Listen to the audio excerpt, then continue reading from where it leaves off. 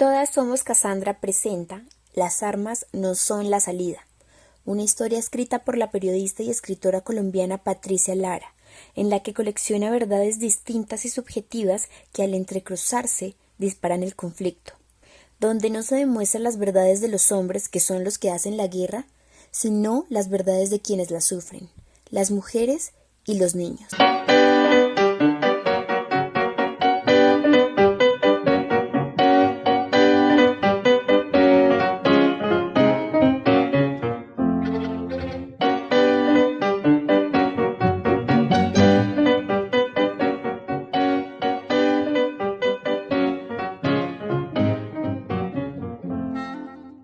Dora Margarita es una exguerrillera del ELN y el M-19, una mujer que se aburrió de la guerra y asegura que, si le hubiera tocado volver a escoger, elegiría otro camino. La hermana Marina y yo caminábamos río arriba hasta que encontramos a Juan. Nos esperaba con una canoa. Metimos en la canoa 10 cajas que llevábamos. Estaban repletas de ropa, hamacas y remedios para los guerrilleros del Ejército de Liberación Nacional. Navegaron toda la noche. En el camino, Dora recordaba el viaje en bus desde Medellín a un pueblito del sur de Bolívar. Debido a los grandes precipicios que había, el bus se estrelló. No nos matamos de milagro. Hubo muchos muertos y heridos. La monja y yo íbamos en el último puesto. Eso fue lo que nos salvó. Aparecieron unos camperos y carros que venían del pueblo cercano. Ya sabían que había ocurrido un accidente grave y querían auxiliarnos. Echaron las cajas en un campero y nos llevaron a un pueblo. Ahí tomamos otro carro que nos condujo cerca del río.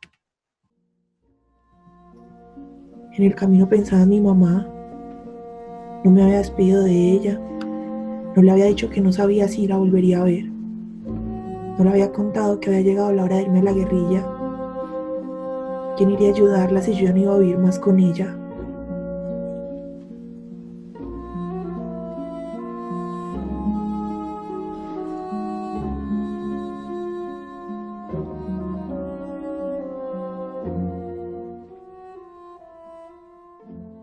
Su casa de infancia era un inquilinato que quedaba en Medellín. En un solo cuarto dormían sus dos hermanas mayores, el hermano menor y Dora. En esa casa vivió desde los 2 años hasta los 10, cuando se mudaron al Tugurio. Yo no me acuerdo de mi papá. Murió cuando tenía 2 años. Mi hermana es la única que lo recuerda. Dice que era moreno, alto, bien parecido. Mi mamá decía que cuando él vivía no nos faltaba nada. Vivíamos en una casa muy grande. Era arrendada. Mi papá administraba una cafetería cercana y ganaba buen dinero, pero le dio un infarto. El problema fue que él se hubiera muerto. Cuando murió tenía 65 años. Mi mamá quedó viuda de 37. Mi mamá contaba que lo único que le quedó fueron letras de dinero que le había prestado y que ya no pudo recuperar. Él no quiso comprarnos casa porque decía que para eso estaban mis tíos y mis abuelos que tenían plata. Pero con la violencia lo perdieron todo. Su mamá hablaba de la violencia. Decía que una noche persiguieron a su esposo. Los del ejército habían llegado en un camión para hacer cumplir el toque de queda. Lo salvó que se escondió en una alcantarilla. Por eso no lo mataron. Mi mamá contaba muchas historias. Me contó que cuando estaba embarazada de mi hermana Lucía casi la pierde. Fue inmensa la impresión que le causó ver por la ventana como una noche le cortaron la cabeza a un señor. Yo no sé si era liberal, supongo que sí. En la casa nunca se hablaba de política. El que sí nos gustaba era el general Rojas Pinilla. Él hacía que nos dieran leche y unos quesos amarillos. Las mandaba a un sitio, creo que una escuela. Allá iban las mamás a reclamar. Mi mamá decía que el general Rojas Pinilla era el único presidente que de verdad se había preocupado por los pobres.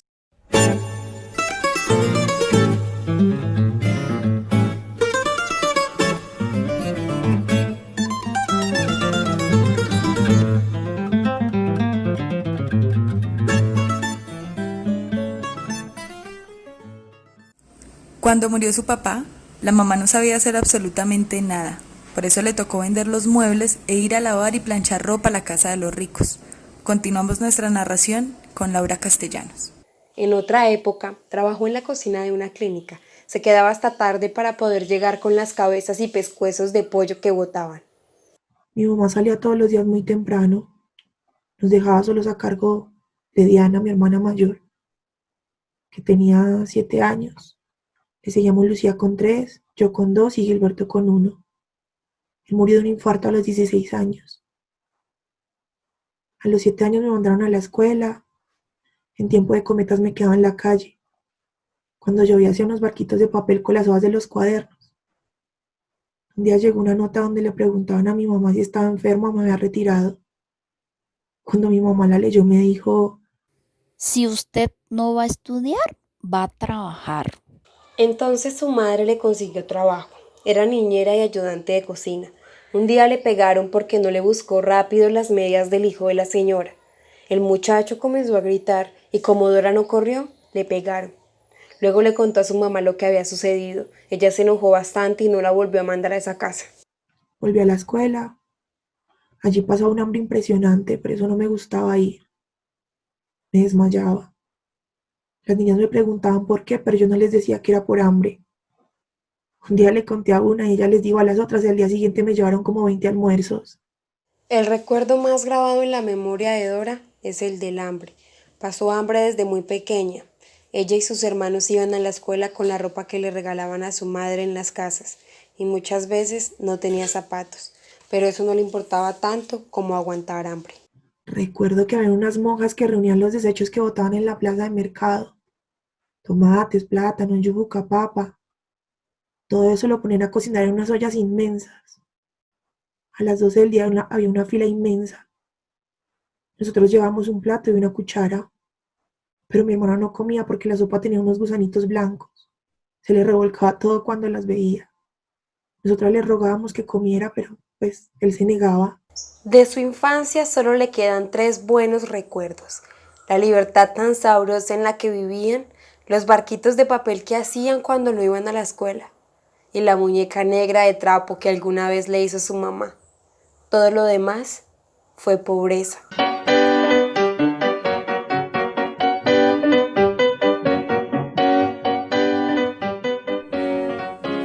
Este episodio fue editado por Wendy Villa. El resto del equipo de Todas Somos Cassandra incluye a Lina León, Laura Castellanos e Indira Serpa. Este episodio de Las armas no son la salida es una adaptación del texto Mujeres en la guerra de Patricia Lara. Todas Somos Cassandra es una radionovela que cuenta las historias de mujeres. Soy Wendy Villa. Gracias por escuchar.